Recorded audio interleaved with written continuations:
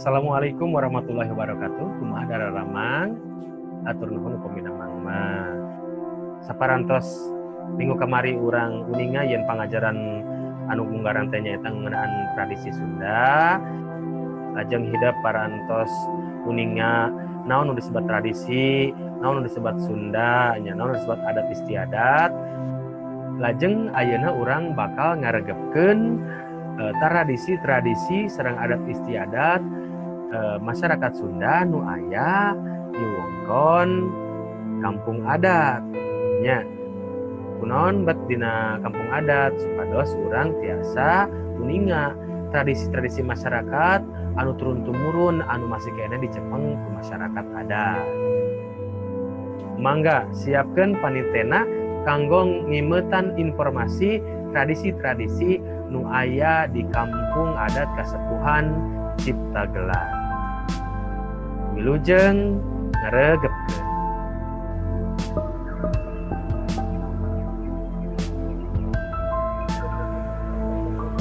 Kasepuhan Ciptagelar mangrupa masyarakat adat anu aya di wewengkon tutugan Gunung Salak jeung Gunung Halimun. Istilah kasepuhan imboga harti nyaeta anu dipikolon. Sacara fisik, wewengkon pakampungan masyarakat Kasepuhan Ciptagelar sumebar di 3 kabupaten anu kaasup kana administrasi Jawa Barat jeung Banten. Kasepuhan adat Ciptagelar ngadeg tahun 1368 kalayan ngalaman sababaraha kali parobahan kapamingpinan anu dilakukeun turun-tumurun. Kasepuhan Ciptagelar ge sababaraha kali pindah desa pusat pamarentahan anu sok disebut Kampung Gede lantaran masih nyekel tradisi pindah tempat dumasar kana wangsit anu ditarima ti karuhuna.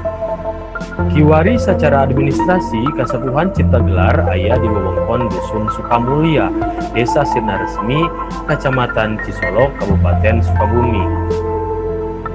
Desa ieu mangrupa bagian Kesatuan Adat Banten Kidul anu sumebar leuwih ti 500 desa.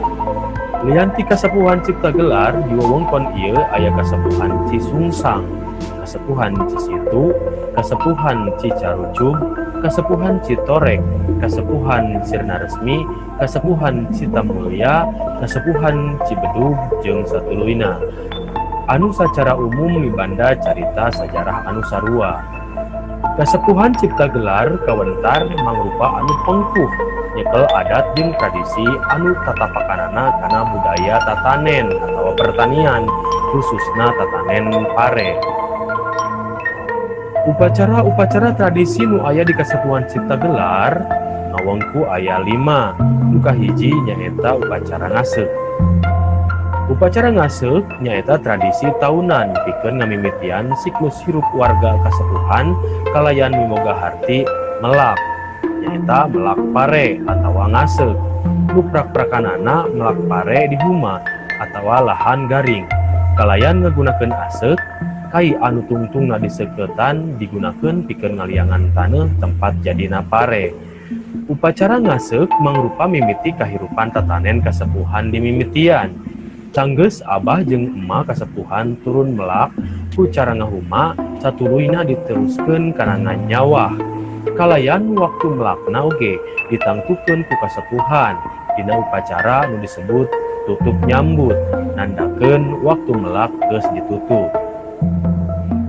Upacara nu kadua mangrupa upacara mipit anu hartina nyaeta panen pare.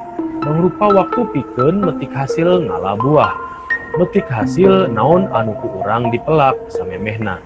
Dina tradisi ieu Kasepuhan Ciptagelar aya 3 tahap anu dilakonan nyaeta prosesi mabai mangrupa prosesi nandaan pare anu bakal dibuat atawa dipetik. Dilakukeun sore saacan isukna metik. Nu kadua prosesi mipit nyaeta ngala pare sakepeul dilakukeun isuk-isuk saacan tengah poe. Ngalana ngagunakeun eten. Proses nu katilu nyaeta prosesi dibuat. Artina panen pare sakabehna anu dilakukeun ku lalaki jeung awewe. tuluy dibengket, dikocong, digantungkeun dina lantaian. Upacara nu katilu nyaeta upacara nganyaran atawa biasa diartikeun tradisi ngasaan hasil panen pare anu dipelak tahun ieu. Proses ngasaan sangu anu munggaran tina beas anyar. Dimimitian ku kasepuhan, ku abah jeung emak dipuseur kasepuhan jeung para baris olot.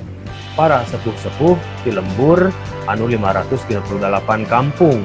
Tuluy diramekeun ku seni pintonan tradisi kasepuhan. Upacara nu kaopat nyaeta upacara serah ponggokan atawa ponggokan nyaeta prosesi serah jiwa. Ponggok hartina eusi tina pungguk. Ari hartina pungguk nyaeta beheung. Serah jiwa dilakukan ku anak kanu jadi kolot atawa indung bapa. Mangrupa wujud bakti bukti ayana urang teh lantaran ayana indung bapa anu ditandaan ku ayana seren taun. Kalayan diartikeun kahirupan taunan bakal lekasan, dipungkas ditandaan ku serah ponggok atawa serah jiwa. Kalayan runtuyan serah jiwa manusia, serah jiwa tato, serah jiwa kendaraan atawa kuda. Dina serah ponggok oge lumangsung sensus data warga sepuhan, pikeun warga lalaki jeung warga awewe, jumlah imah, jumlah leuit, tepi kaudunan rereongan pikeun upacara pesta panen seren taun. Upacara pamungkas nyaeta upacara seren taun, mangrupa waktuna serah taun. Waktu masrahkeun siklus hirup sataun kaasup sagala eusina. Lantaran waktu sataun geus beres, anu buktina ku hasil hirup tatanen pare. Mangka seren taun mangrupa kegiatan raramean warga adat kasepuhan minangka wujud syukur kana panghasilan diebrehkeun dina wangun salamatan jeung syukuran seren taun anu dina purungna kalayan luntuyan kahiji mintonkeun deui kasenian tradisi anu pernah lumangsung sataun ka tukang dipintonkeun dina panggung jeung dina arak-arakan atawa helaran. Nu kadua kumpul deui sakabeh warga kasepuhan nu ti suklukna nu ti siklokna pikeun papanggih jeung kulawargana. Nu katilu salametan jeung syukuran dina nutup taun tatanen samemehna. Tuluy pikeun nataharkeun waktu siklus tatanen nu bakal datang nu ditandaan ku upacara tradisi turun nyambut.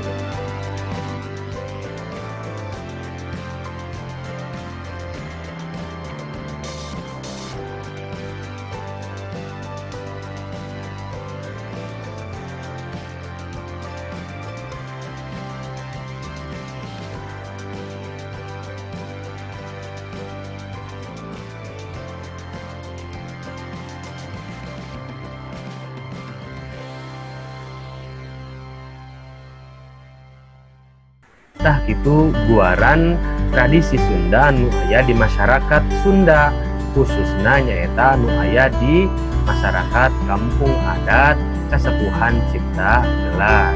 Kanggo salajengna mangga hideuk ayeuna paluruh basa-basa anu kirang kahartos. Dili aya istilah-istilah anu teu kahartos ku hideuk. Mangga sawalakeun sasarengan pilarian hartosna sawala oge sareng Bapak ngabuka ruang chat diskusi atanapi sawala dina Google Classroom. Atanapi tiasa langsung nga-WA kana nomor Bapak. Saparantos sidap mendakan keyakinan ngeunaan guaran adat jeung tradisi masyarakat Sunda nu aya di kampung Kasepuhan Cipta Gelar hideuk mangga kanggo ngawaler sadaya patalekan anu aya dina Google Classroom. Atur nuhun kana sagala rupi perhatosanana. Assalamualaikum warahmatullahi wabarakatuh.